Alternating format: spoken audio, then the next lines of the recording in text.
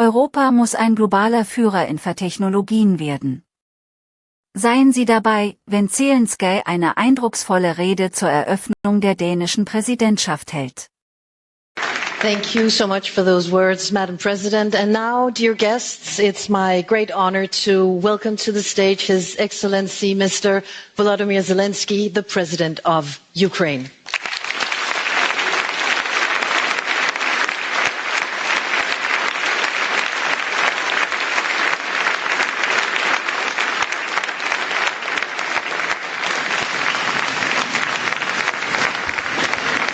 Thank you so much.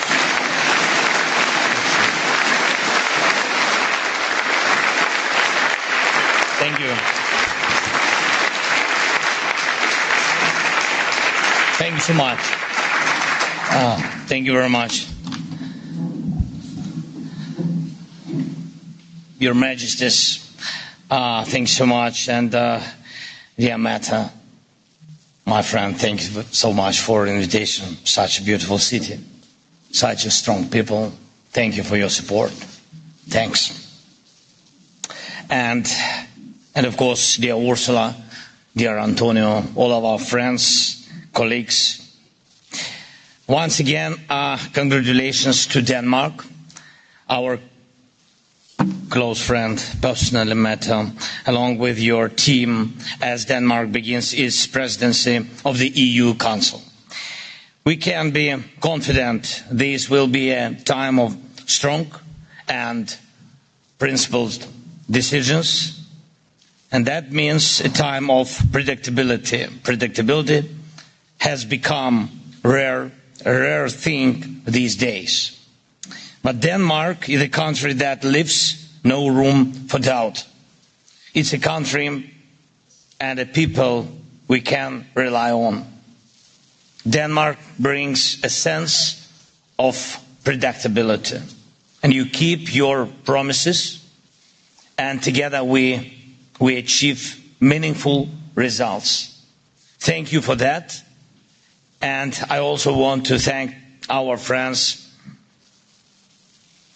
leading the EU institutions, Antonio and Ursula. Even on such symbolic days like the start of the presidency, we don't stop at symbolism. We make real decisions. It's important. We talked about how important it is to close the gaps in defense funding. We are working to get real results from our joint defense programs, and we are getting things ready so that EU can keep its promises. Ukraine is ready to open the accession clusters, ready to move forward with the negotiations, and ready for decisions that benefit both sides.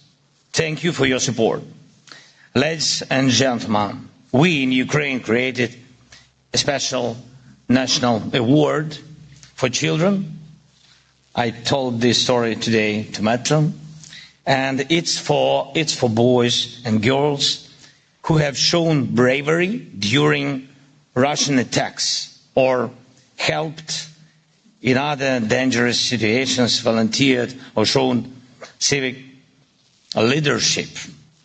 The award is called The Future of Ukraine, and truly our future depends on whether we can raise children who care, who are not indifferent to others, who are willing to help.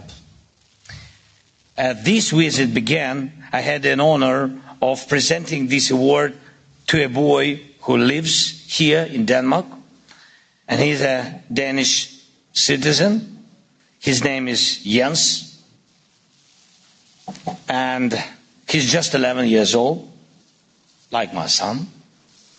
But his kindness, he's 11, but his kindness and care have already made a difference and inspired many adults. Jens made Easter crafts in blue and yellow, Ukraine's national colors, sold them, and bought backpacks to send that to Ukrainian children who really need help.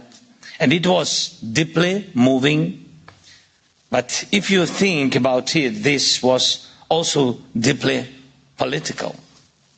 Wanting to help, to support others, to not stay on the sidelines in a time of war, that's a powerful message in itself. And this is exactly the kind of message that lies at the heart of the European Union, at the heart of our unity. We are united and we work together, and our Europe needs the EU for mutual support, for shared protection, and for the very values shown by Jens, by you and by millions of Europeans every day: compassion, sincerity, and the will to help someone in need, even if that person is far from your home.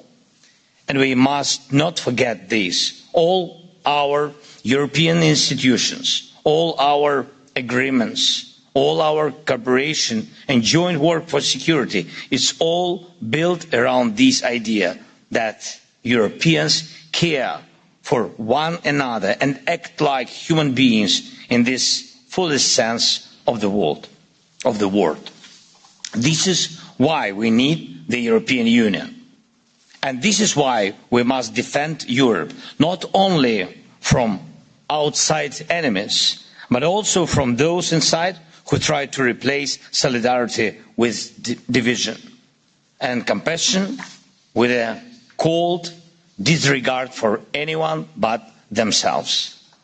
Dear friends, the next 6 months of Denmark's EU presidency will go by fast. Time always flies. The most important thing is that we achieve what we all truly want.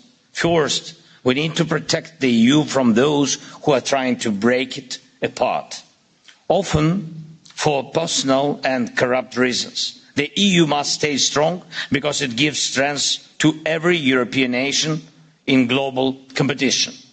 And the EU must keep its promises, especially when it comes to enlargement. And I hope that during Denmark's presidency, the EU accession negotiations with Ukraine will move forward and the clusters will finally be open. Second, we all understand that Russia is not just some dangerous neighbor. That much is obvious. It's something more deliberate, an anti-European project. Everyone in Europe can clearly see this. Russia invests in everything that goes against our European way of life.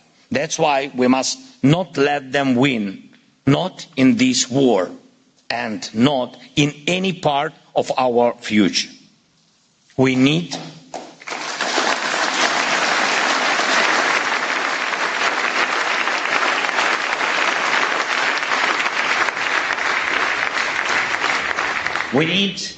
biting sanctions against Russia. We need steady defense support for Ukraine. We need to build up Europe's own defense industry so that Russia cannot outmatch us in any area. All of this is vital for keeping Europe safe. And we have to keep putting pressure on Russia to make them stop the war, respect their neighbors and choose peace. As long as Russia gets a high price for its oil, it keeps fighting. That's why we need a strict price cap. As long as Russia finds ways to buy parts and equipment for weapons, it keeps killing. That's why we need a full stop to all supplies to Russia of anything that is or could be used for making weapons. It's high time we established an efficient international platform to control dual-use exports, and it could be one of the achievements of the Danish presidency. We can work on it together, and we need to cut off Putin and his buddies from money. As long as Russian banks can still operate in Europe and other key parts of the world, Russia keeps ignoring diplomacy. We must push it back toward diplomacy. Third, even if it's not easy, We must do everything we can to keep cooperation between Europe and the United States strong. Yes, Europe should rely more on itself, especially when it comes to defense and protecting our people. But it's always better to be in an alliance than in disagreement. So the next 6 months should bring real progress to protect our partnerships and make our cooperation stronger. No matter what anyone says, Europe is and will stay one of the world's strongest players and a leader in human rights. Europe must also become a global leader in technology, especially in defense technologies. That's a key goal. And most importantly, Europe must be a continent of peace. Let's use the next 6 months to make the right decisions, especially for that. Thank you. Slava Ukraini!